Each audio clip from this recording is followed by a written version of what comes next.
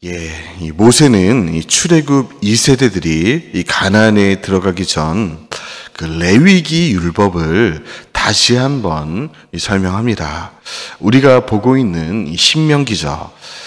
이제 이들은 가나안에서 레위기 법을 지키며 살아가야 될 사명이 있습니다.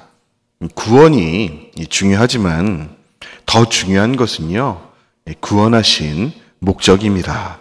이 출애굽의 목적은 레위기대로, 오늘 이 신명기대로 살아가는 것입니다.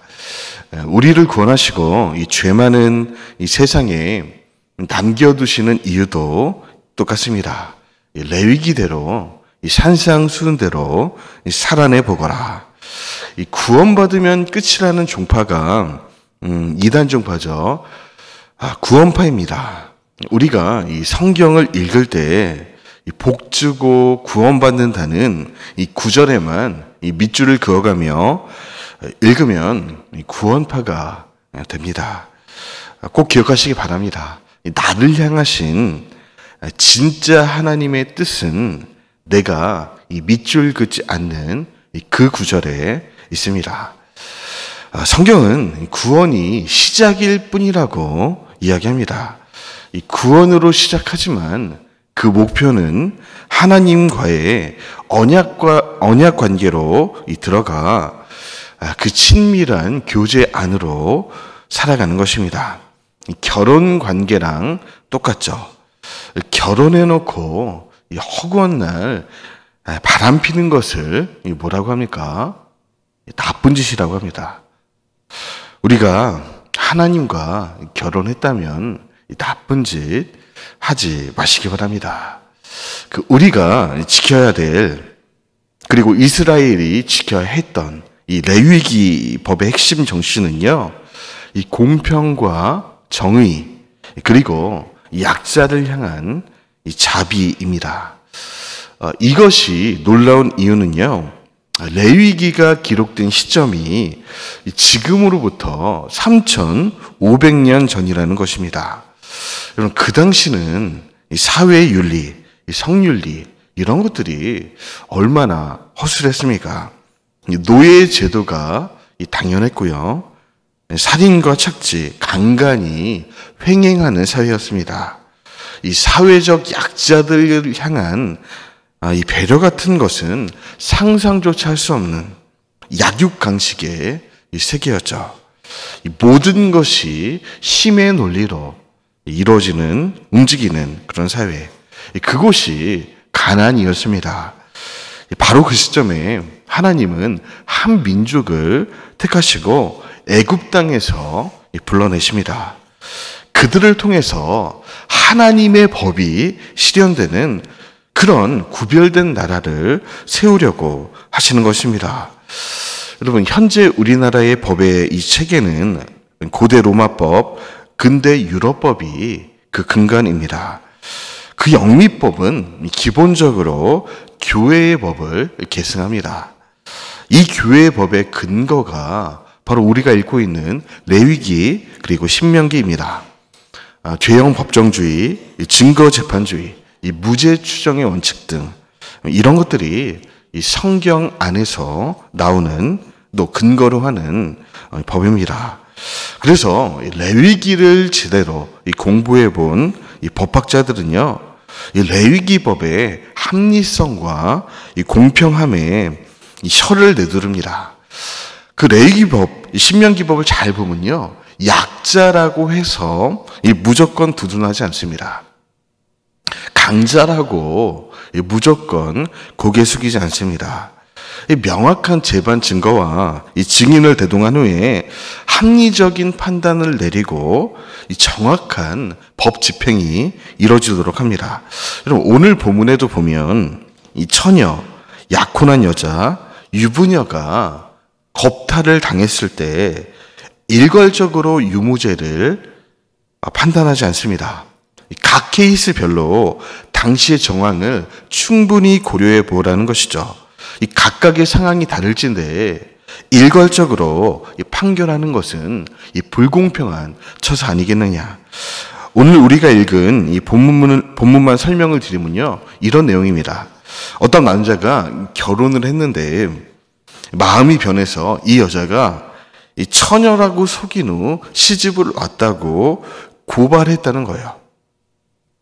그러면 우선 그 여자의 부모는 피 묻은 이 딸의 잠옷을 이 장로들, 즉 지금의 판사들에게 반박 증거로 제시합니다. 이 처녀인 거죠. 이 경우에 이 거짓말을 한 남자와 그 부모는 거의 5천만 원 정도를 여자의 집에 배상하고 죽을 때까지 그 여자를 책임져야만 합니다. 여러분, 당시 고대 근동 문화는 극단적인 남성 우월주의, 폭력주의 그 자체였습니다. 남자가 이혼하고 싶으면 귀책 사유가 아내에게 있다는 억지 증거를 만들어서 마음껏 이용하고 딴 살림을 차리는 거죠. 여성의 인권 같은 것은 입 밖에 낼 수 없는 그런 시대. 이 여성을 노예나 짐승처럼 다루던 시대에 여러분, 이 레위기 신명기 법은요, 가히 혁명적인 법이었습니다. 그렇다고 이 법이 여성에게만 유리한 법이냐? 그렇지도 않습니다. 이 남편의 주장대로 그 여자가 처녀가 아니었을 경우는 사형을 집행합니다. 훨씬 더 무섭죠? 네, 21절 말씀인데요. 한번 읽어보겠습니다. 시작. 그 처녀를 그의 아버지 집 문에서 끌어내고 그 성읍 사람들이 그를 돌로 쳐 죽일지니 이는 그가 그의 아버지 집에서 창기 행동을 하여 이스라엘 중에서 악을 행하였습니다. 너는 이와 같이 하여 너희 가운데서 악을 제할지니. 그러니까 남녀노소 관계없이 진짜 잘못이 있는 쪽에만 정당한 벌을 부과해보자. 그렇게 해서 어느 누구도 재판석에서는 억울하지 않도록 배려하는 법이 레위기, 신명기, 율법입니다. 사랑하는 여러분, 그때나 지금이나 이 하나님이 꿈꾸시는 나라는 무엇입니까? 공평과 정의, 그리고 약한 자들을 향한 자비가 흐르는 사회입니다. 공평한 정치와 재판이 이루어짐으로써 이 땅에 한 사람도 억울한 사람이 없는 그러한 사회를 만들어가는 것이 하나님의 뜻입니다. 그 시작은 우리 그리스도인들의 가정과 사회 공동체여야만 합니다.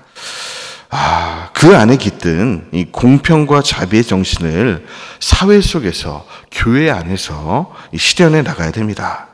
우리를 향하신 하나님의 이 기대인 것이죠. 하지만 이 오늘날 우리의 모습은 부끄럽습니다. 이 도덕성과 윤리의식, 환경의식은 일반 사업체만도 못한 경우가 있죠. 이 정당한 교회법의 적용과 체리가 이루어지지 않고 이 모든 것이 은혜라는 이 모호한 이 개념의 단어 아래에 덮어집니다. 약자를 향한 이 배려와 자비의 실천이 현저히 적습니다. 물론 모든 교회가 다 그런 것은 아니죠. 또한 이 세상이 교회를 향해 비판하는 이 근거와 내용들이 다 옳지도 않습니다. 동의하기도 어렵죠. 그럼에도 우리가 정의롭고 자비로운 그런 사람들이 되기 위해 몸부림치고 있지 않다면 반성할 필요는 있습니다. 우리 지역과 이 공동체 안에 고아와 가부, 장애우와 어린이 등 그 이 시대의 약자들에게 손을 내밀고 있는가? 조금만 고개를 돌려보면요, 혼자 힘으로는 도무지 일어설 수 없는 어려운 이웃들이 너무나 많습니다. 더 크게 고개를 돌려보면요, 혼자 힘으로는 일어날 수 없는 병들고 가난한 민족들이 가득합니다. 그들은 어쩌면 강도 만난 사람들이죠. 우리는 혹시 강도가 문제가 아니고 당신이 강도 만난 것이 잘못이다. 운 없고 못나서 그런 거니 혼자 감당하라. 라고 매정하게 외치고 있는 것은 아닌지 돌아볼 필요가 있습니다. 기독교는요, 왜 강도를 만났는지 분석하는 종교가 아닙니다. 강도 만난 자 곁에서 그들의 아픔을 내 아픔으로 삼아 그들과 함께 울어주는 종교. 그것이 기독교입니다. 야고보서 1장 27절을 새 번역으로 읽어드리며 오늘 말씀을 마치겠습니다.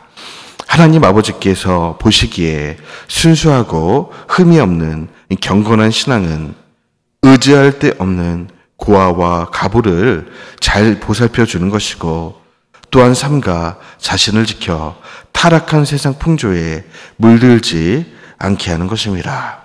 기도하겠습니다.